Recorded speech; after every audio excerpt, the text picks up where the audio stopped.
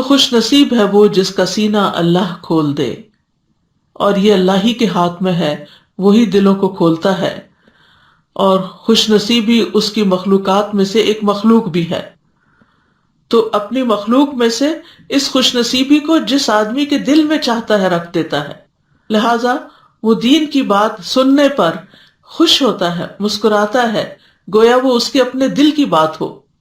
لیکن جس سے یہ سعادت چھن جائے، اس کو اسلام کا ایک ایک حکم، لوگوں کا حق، اللہ کا حق بہت بھاری اور بوجھل لگتا ہے۔ اسی لیے فرمایا وَمَن يُرِدْ أَن يُضِلَّهُ يَجْعَلْ صَدْرَهُ ضَيِّقًا حَرَجًا كَأَنَّمَا يَصَّعَّدُ فِي السَّمَاءِ، یعنی جسے اللہ تعالیٰ گمراہ کرنے کا ارادہ کر لیتا ہے تو اس کی علامت یہ ہے کہ اس کا سینہ تنگ اور گھٹا ہوا کر دیتا ہے، اس کا دل شبہات اور شہوات کے سمندر میں ڈوب جاتا ہے، بھلائی اس تک راہ نہیں پاتی، نہ ہی بھلائی اور نیکی کے لیے سینہ کھلتا ہے، گویا وہ سخت تنگی اور شدت میں ہے، گویا وہ آسمان پہ چڑھ رہا ہے،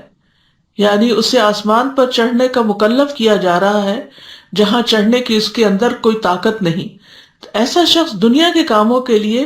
خوب محنت کرتا ہے، خوشی خوشی کام کرتا ہے، خوب بھاگ دوڑ کرتا ہے، لیکن جو ہی کوئی دین کا حکم آتا ہے، اللہ کا کوئی حکم آتا ہے، تو اس کی ساری ہمت جواب دے جاتی ہے۔ اور یہاں پر یہ جو لفظ حرجن استعمال ہوا ہے، عمر بن خطاب نے مدلج قبیلے کے ایک بادیہ نشین یعنی صحرا میں رہنے والے اعرابی سے حرجہ کا مطلب پوچھا، تو انہوں نے کہا کہ درختوں کے درمیان ایک ایسا درخت ہوتا ہے جس تک پالتو یا جنگلی جانور یا کوئی اور چیز نہیں پہنچ سکتی، یعنی وہ اتنا اندر ہوتا ہے جنگل میں کہ اس تک کسی کی رسائی نہیں ہوتی۔ یہ سن کر عمر رضی اللہ عنہ نے فرمایا کہ اسی طرح منافق کے دل تک بھی خیر و بھلائی کی کوئی بات نہیں پہنچ سکتی، کیونکہ وہ اتنے پردوں میں ہوتا ہے، اتنے اندھیروں میں ہوتا ہے کہ وہاں تک اسے کوئی خیر نہیں ملتی۔ کأنما یصعد فی السماء،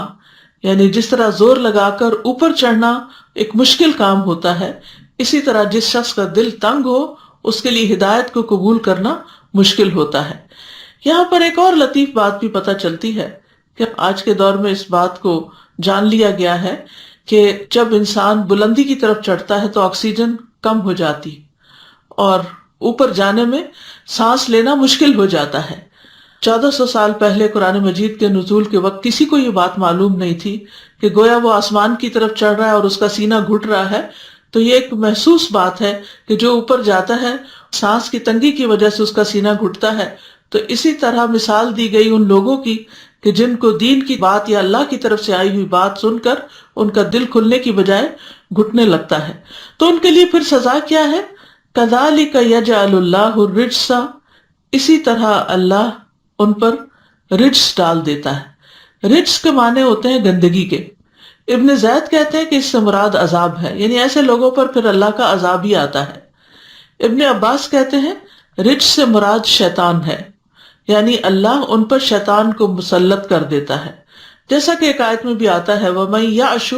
عَن ذِكْرِ الرَّحْمَنِ نُقَيِّضْ لَهُ شَيْطَانًا فَهُوَ لَهُ قَرِينٌ، کہ جو رحمان کے ذکر سے تغافل برتتا ہے ہم اس پر ایک شیطان مسلط کر دیتے ہیں جو اس کا دوست بن جاتا ہے، اور پھر جس کو شیطان کی دوستی میسر آ جائے اس کے لیے خیر کی راہوں پہ چلنا تو بہت ہی مشکل کام ہو جاتا ہے۔